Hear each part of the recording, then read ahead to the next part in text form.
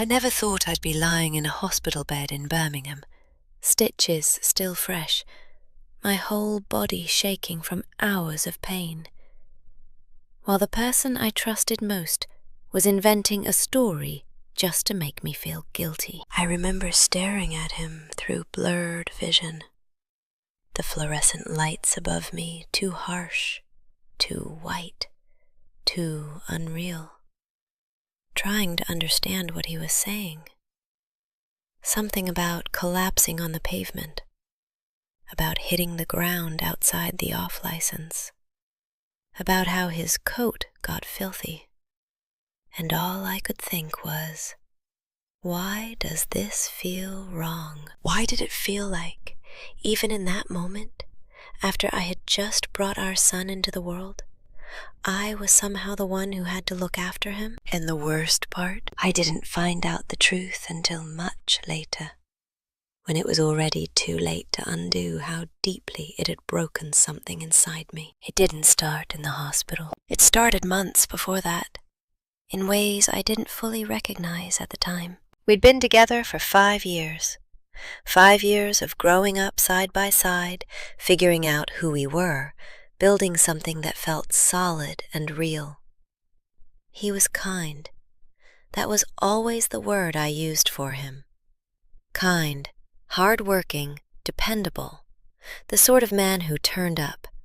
The sort of man who talked about wanting to be a good husband, a good dad, long before we ever seriously talked about children. So when I found out I was pregnant, earlier than expected, but not exactly unplanned, I wasn't frightened in the way people expect you to be.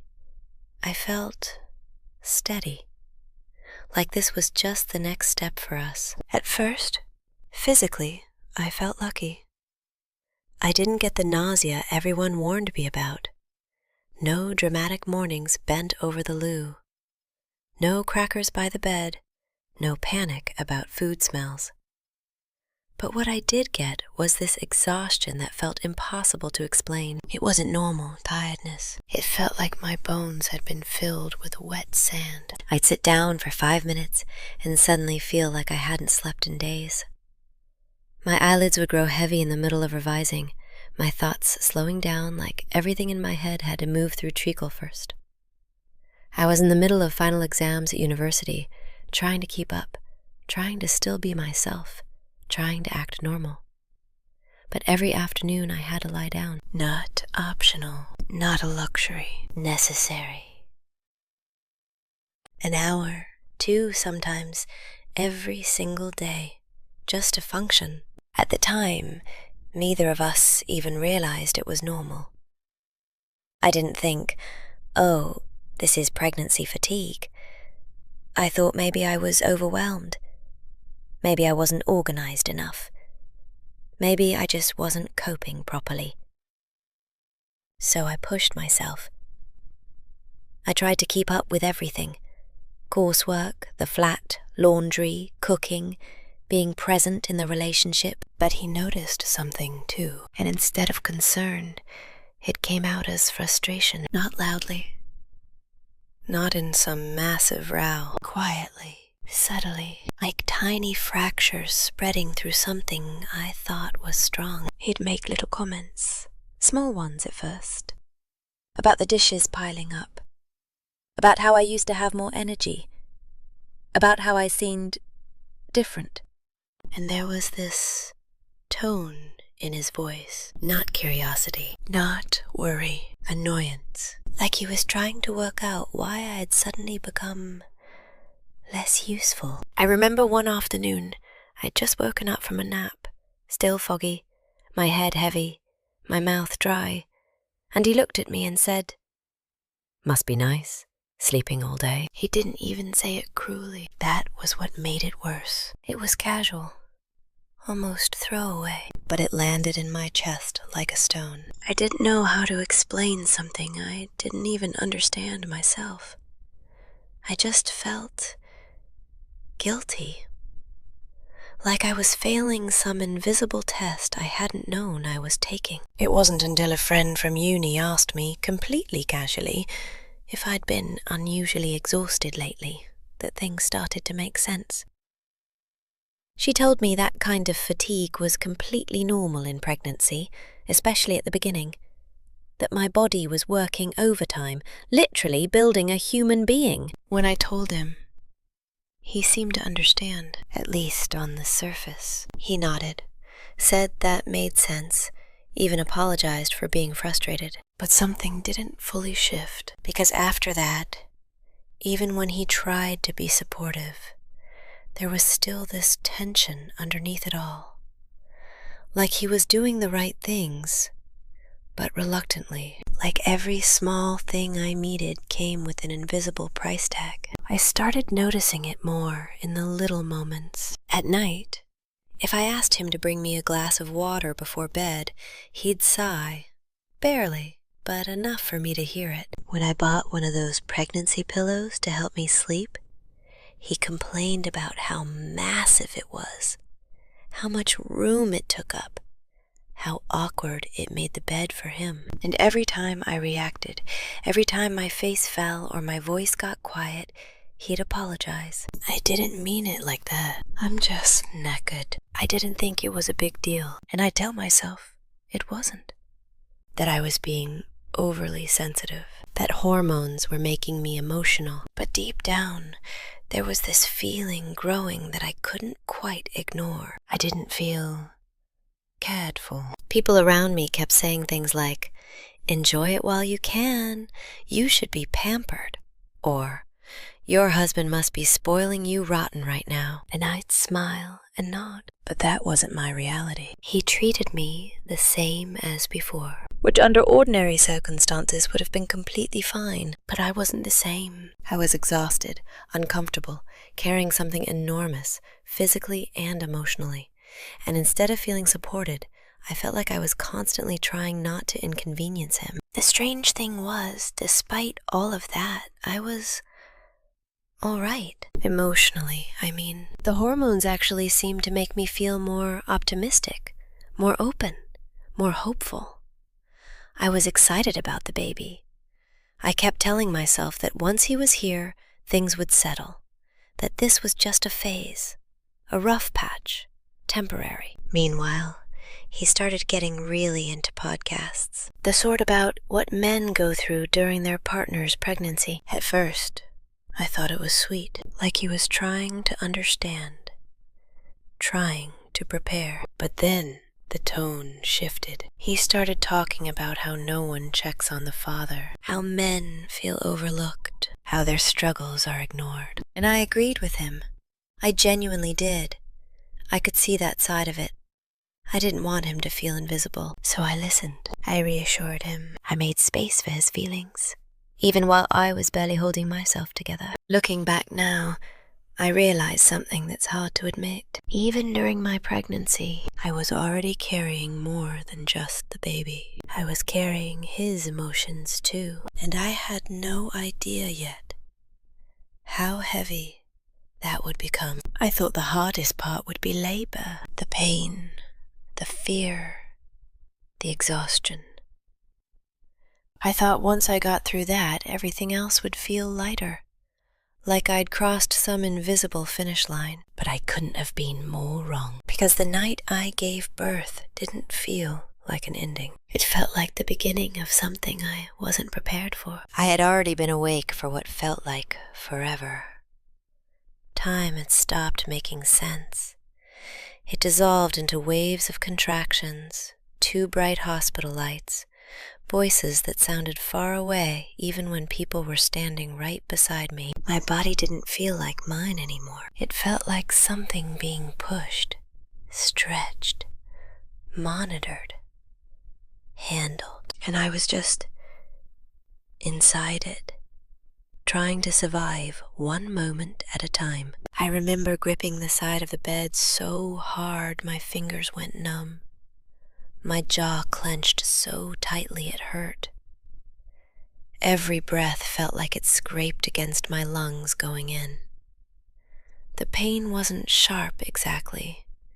It was consuming, like being swallowed whole. And he was there, physically, but not fully there. He tried, I think.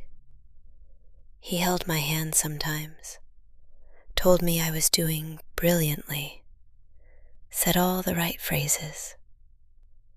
But there was a distance in him, like he didn't know how to step into the moment, like he was standing just outside it, watching rather than joining. Hours passed. I couldn't tell you how many. At some point, everything changed. There was urgency in the room, more staff, quicker movements, words I didn't fully understand but could feel the weight of. Emergency. That word cuts through everything. I remember someone explaining I needed a C-section.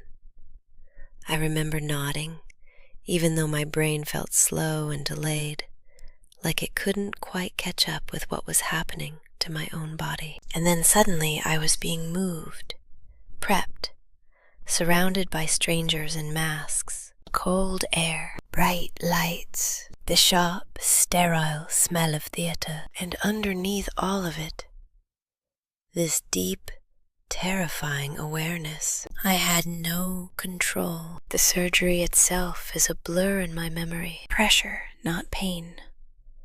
Tugging. Voices somewhere above me that didn't feel like they belonged to my life. I tried to focus on breathing, on staying conscious, on not drifting too far away from myself. And then, a cry. Thin, sharp, unmistakably real. My son. For a second, everything stopped. All the fear, all the exhaustion, all the noise. It all collapsed into that one sound. They showed him to me briefly, and I remember thinking how tiny he looked, how impossibly tiny, and how suddenly everything I'd been carrying for months had become a person. A real, fragile, breathing person. I wanted to hold him, but I couldn't. Not yet. And then he was gone again, taken to be cleaned and checked and wrapped up. And I was left lying there, being stitched back together, trying to process the fact that I had just become someone's mother. By the time they moved us to recovery, it was around midnight. I hadn't slept, not properly, not for days. My body felt hollow and heavy at the same time. Every movement sent a dull ache through my middle, like something inside me had been rearranged. Which, of course, it had. He stayed for a little while. Then came the rule. No overnight visitors. And just like that, he had to leave. I remember watching him gather his things, feeling this sudden rise of panic in my chest. I didn't want to be alone. Not like this. Not when everything felt so fragile. But I didn't say it out loud, because I had already learned, in small ways over the months before, that needing too much could make him uncomfortable. So I just nodded, told him I'd be all right, watched him walk out, and then it was just me and a newborn baby in a room that suddenly felt too big and too quiet. That night was one of the longest of my life. The midwives came in and out, checking on me, showing me how to hold him, how to feed him, how to adjust him when he cried. But most of the time, it was just me and this tiny person who depended on me completely. He cried a lot, not loudly at first, but persistently. That soft, continuous crying that slowly wears you down, that makes your chest tighten because you don't know what he needs yet, and every second feels like you're failing him. I tried everything, holding him, rocking him, feeding him, speaking softly to him in a voice that didn't even feel like mine because I was so tired. My arms ached. My eyes burned. Every time I thought he'd finally drifted off, something would wake him again. And the worst part, I couldn't rest. Even when he was quiet, my body refused to relax.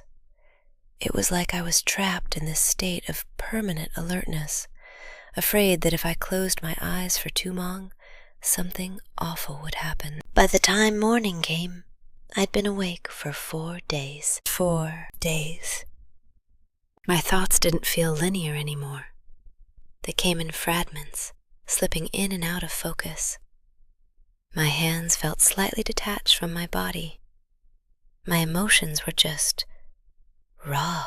So when he walked back into the room that morning, I felt this rush of relief I can't fully describe. Like finally, I wasn't alone in this anymore. He looked tired too, and the first thing he said was, "I fainted on the way home last night." I blinked at him, trying to make sense of the words. "What?" He repeated it. Said he must have blacked out. Said he woke up on the ground. Said that was how his coat got dirty. He even showed it to me, marked, a bit damp, grimy at one sleeve. For a second, concern jolted through me. My mind tried to switch gears, tried to focus on him, tried to work out if he was hurt. But everything inside me was so foggy, so slow. I remember asking if he was all right. He said he was fine. And then, that was it. We moved on. Because I didn't have the capacity to hold that information properly. I was too exhausted to question it, too overwhelmed to examine it. So I accepted it. And in some quiet, almost unconscious way, I think I shifted too. Because now, on top of everything else, there was something else I had to carry. Concern for him. Even then, even when I had nothing left. The rest of the hospital stay passed in a strange blur. He helped in practical ways. He brought me toast and tea. He held the baby while I tried to sleep. He changed a nappy or two when I asked. But the energy between us, it felt wrong. There was this undercurrent of irritation in him, subtle, unspoken, but there. Like he was overwhelmed too. But instead of leaning towards me, he was pulling away. And I kept telling myself it was just stress, that this was hard for both of us, that things would settle once we got home. I held on to that thought like it was something solid, something dependable, because I didn't realize yet that the hardest part wasn't behind me. It was waiting right outside those hospital doors. I thought going home would feel like relief, like finally we'd be back in our own space, away from the interruptions, the monitors, the antiseptic smell. I imagined something softer, quieter, more intimate. But the moment we walked through the front door of our flat, reality hit in a way I wasn't ready for. There's something no one really prepares you for about those first days with a newborn. It isn't just the lack of sleep, it's the way everything feels fragile all at once. Your body is still healing, your mind is stretched thin, and this tiny human depends on you for absolutely everything. And there's no pause button. Our son cried a lot. Not the kind of crying that builds and then fades. The kind that lingers, loops, fills the room, makes time slow down just to stretch your nerves even thinner. I tried to stay calm. I really did. I told myself it was normal. Babies cry. I just needed to learn his patterns, understand his needs, find my rhythm. But when you're running on almost no sleep, logic starts slipping through your fingers, and that was when the cracks between us really started to show. We argued, not huge dramatic shouting matches, just constant friction. Small things that turned into bigger things because neither of us had the energy to smooth them over. I wasn't myself. I couldn't be. The version of me who had once been patient, easygoing, emotionally steady. She felt like someone I used to know. In her place was someone raw, reactive, thinned out by exhaustion. And what I needed, more than anything, was emotional support. Not perfection, not grand romantic gestures, just presence, understanding. Someone who could sit in the chaos with me and not make me feel like I was failing. But he seemed to need something too, something I didn't have the capacity to give. Sympathy, validation, space for how hard this was for him. And I tried. God, I tried. Even when I was exhausted. Even when my body still hurt every time I stood up or sat down. I tried to check in with him. Ask how he was coping. Acknowledge that this was a huge adjustment for both of us. But it never felt like enough. There was always this tension in him, like he was carrying a quiet resentment he couldn't or wouldn't fully say out loud. I remember one moment so clearly it feels frozen in my mind. It had been 5 days. 5 days since the baby had last been bathed. Not because I didn't care, not because I was neglecting him, but because every day felt like survival.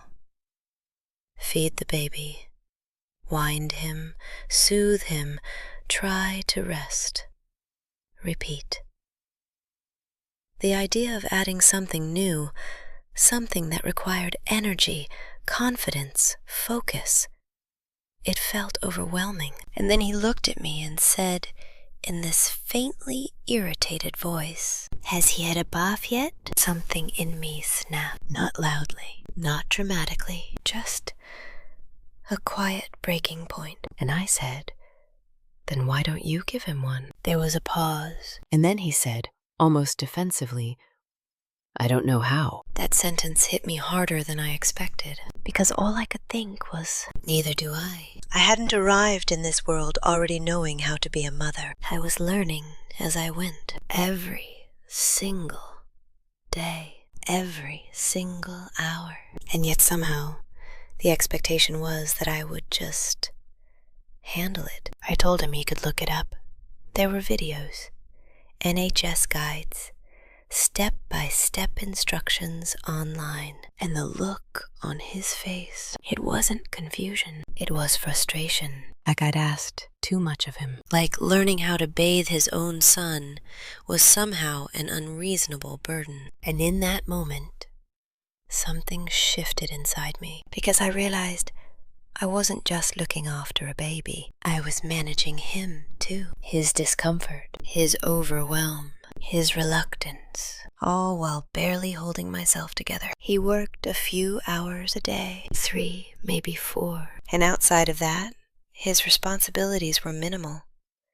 Heating up food, occasionally holding the baby, being there. But even that seemed to drain him, and I couldn't understand it. I couldn't reconcile how he could feel so overwhelmed when I felt like I was drowning. There were appointments I had to take our son to alone, not because he physically couldn't come, but because his mood made it harder if he did. He'd get withdrawn, quiet, visibly irritated by how tired he was.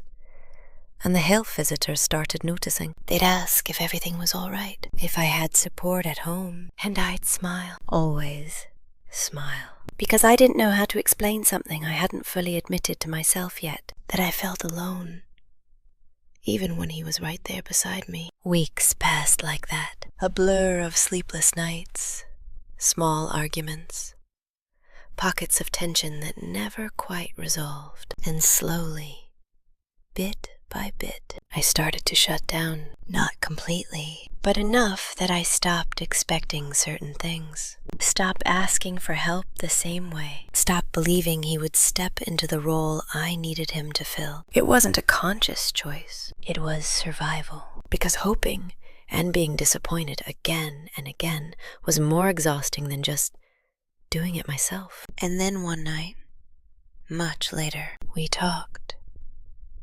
Not during a fight, not in a crisis, just a conversation about the pregnancy, about the birth, about all of it. And for the first time, I said it out loud. I didn't feel supported. The words hung between us, heavy, honest, impossible to take back. And I watched his face change. Something flickered there. Guilt.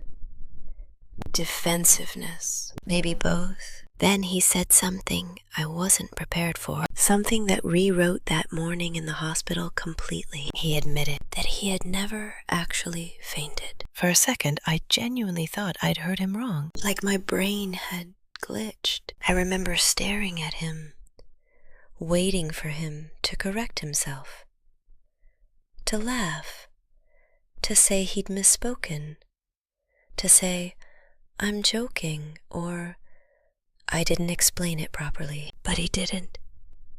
He just looked at me, eyes lowered, like he already knew what this was going to do to me. "I didn't faint," he said again, quieter.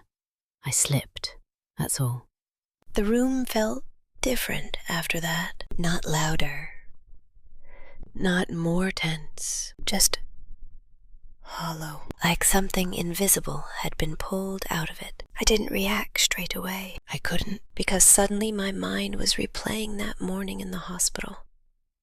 The way I'd looked at him, the way I'd turned my focus towards him even when I could barely keep my eyes open. The concern I'd felt, the guilt.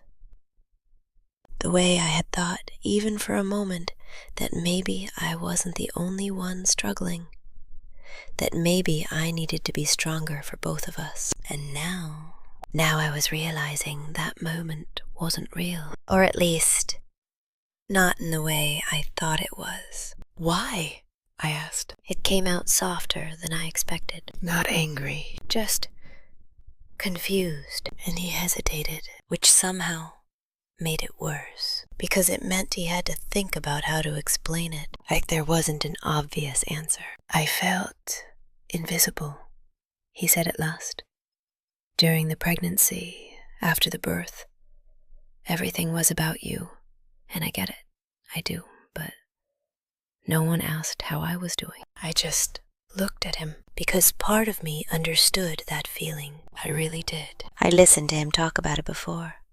The podcasts, the comments about fathers being overlooked. I'd made space for that, even when I was exhausted, even when I needed that space for myself. But this wasn't just feeling overlooked. This was a choice, a deliberate one. I didn't know how to deal with it, he continued. Every time I spoke to anyone, they just told me to focus on you, to support you. And it made me feel like I didn't matter at all. Something tightened in my chest, because I could see it now. The resentment, the quiet frustration that had been building underneath everything for months. The sighs, the irritation, the way he reacted to even the smallest things I asked for. It wasn't just about me being tired. It was about him feeling pushed aside. "I thought if something happened to me," he said, his voice dropping, "you'd notice, you'd care, you'd feel bad." There it was, the truth. And it hit me harder than I expected, because it meant that moment in the hospital. That fragile, vulnerable moment when I was barely holding myself together. He had turned it into something else. Something about him, something designed to pull my attention away from what I had just been through and redirect it towards him. Not because he was in danger, but because he wanted to feel seen. I swallowed, trying to steady myself. "Do you understand what that felt like for me?" I asked. And this time there was something in my voice. Not shouting, not rage, but something sharper, something real. He nodded quickly. "I do now. I'm sorry. I really am.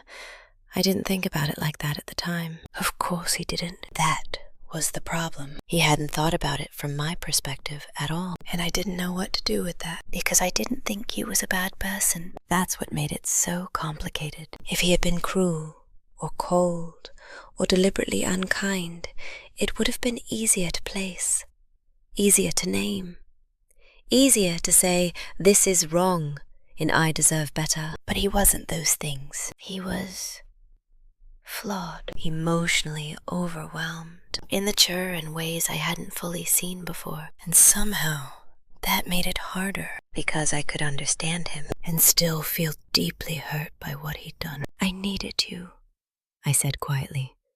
Through all of it, the pregnancy, the birth, after, I needed you to just be there for me. Not perfectly, just there.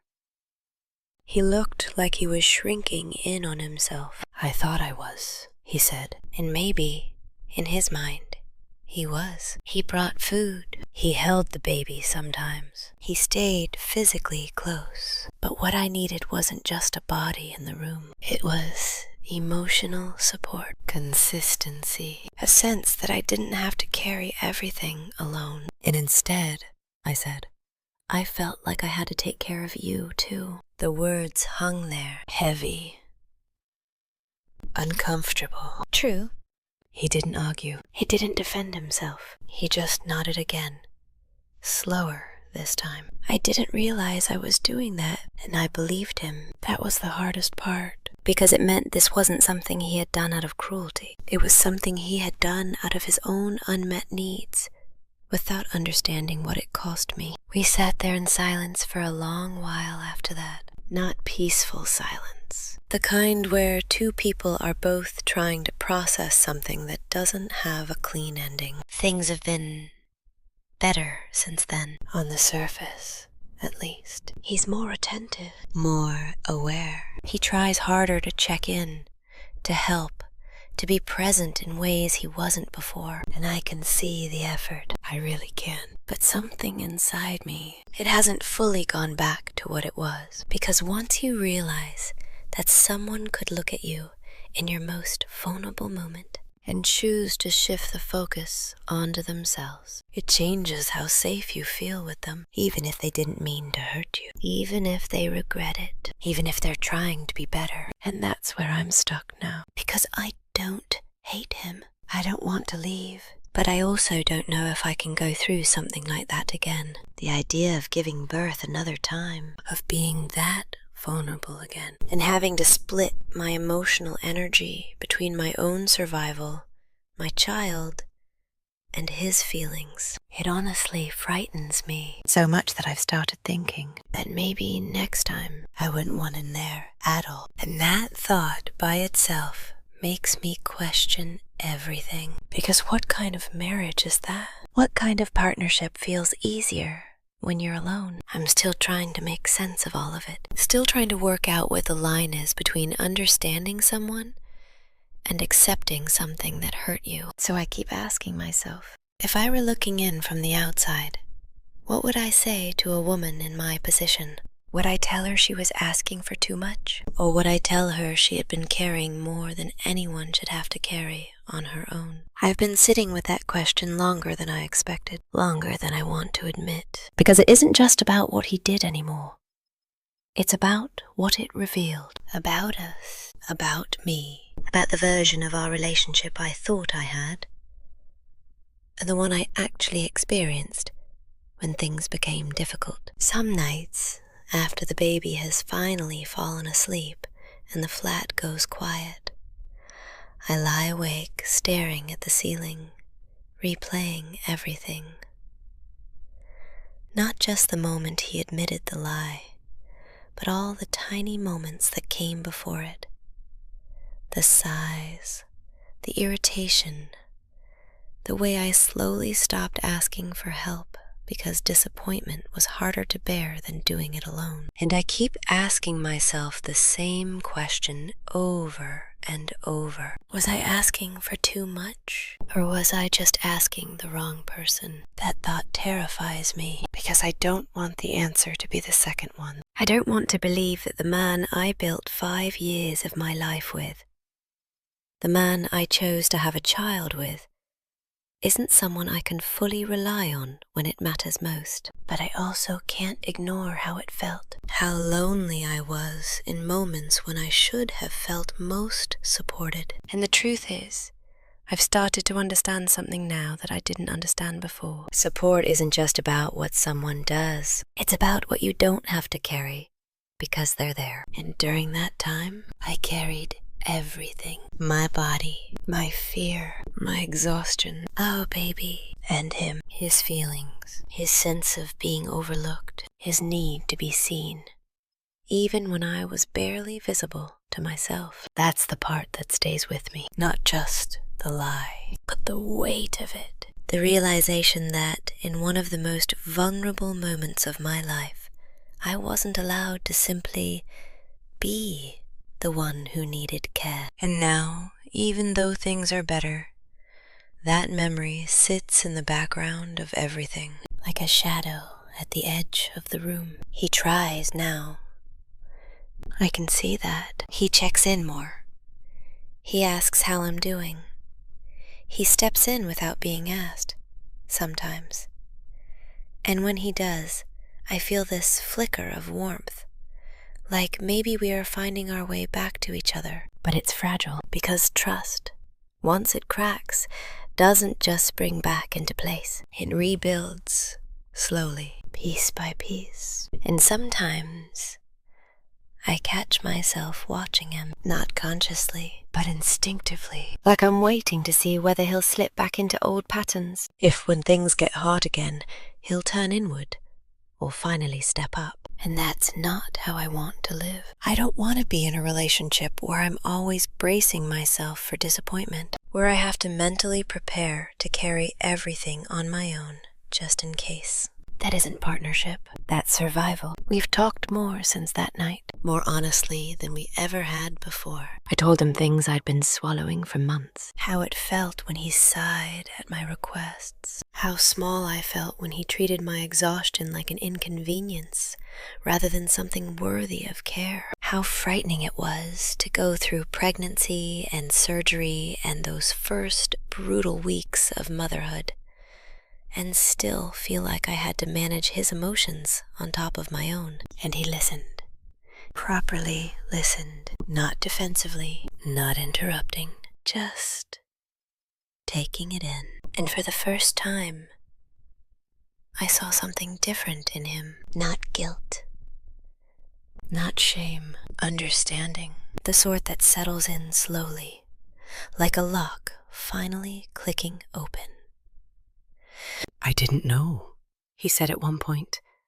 I thought I was doing enough. And maybe that is the truth. Maybe he genuinely believed that being physically present, doing little jobs here and there, was enough. Maybe no one had ever shown him what emotional support actually looks like, what it means to sit beside someone in their pain without making it about yourself, what it means to give care without needing to be centered in return. But understanding that doesn't erase what happened. It just makes the way forward more complicated. Because now it isn't about deciding whether he's a good person. It's about deciding whether we can grow from this, whether he can become the partner I need, and whether I can allow myself to trust that change. And that isn't something that happens all at once. It happens in the small moments, the ones that look insignificant from the outside. When I ask for something, and he responds without a sigh. When I'm overwhelmed, and he notices before I have to say anything. When he chooses to step in, instead of retreating into himself. Those moments matter now more than anything he says. Because words are easy. Change is quieter, but more honest. I still don't know exactly what the future looks like. I don't know if, when the time comes, I'll feel safe enough to have him beside me again in a moment like childbirth. Right now, the honest answer is no. And that's hard to say, but it's true. And maybe truth is where this has to begin. Not pretending everything is fine. Not rushing into forgiveness just because he's trying harder now, but allowing space for both things to exist at once. The fact that I love him and the fact that he hurt me. I'm learning those two things can live side by side. That healing doesn't mean forgetting. It means remembering without shattering every time. I'm still figuring it out. Still learning where my boundaries are. Still deciding what I need to feel safe again. And maybe that's the real answer. There isn't one single moment where everything resolves. There's just a series of choices, small ones, made every day to stay, to try, to rebuild, or not. I'm still here, still choosing to try. But this time, I'm not ignoring what I felt. I'm not minimizing it. I'm not caring more than I should just to keep the peace. Because I deserve support too. Not just in the easy moments, but in the ones that split you open. And if I ever go through something like that again, I want to know, without hesitation, that I won't be alone. I'm still trying to process all of this. If you were in my shoes, what would you have done? Let me know in the comments. And if you want to hear more of my journey, make sure you subscribe.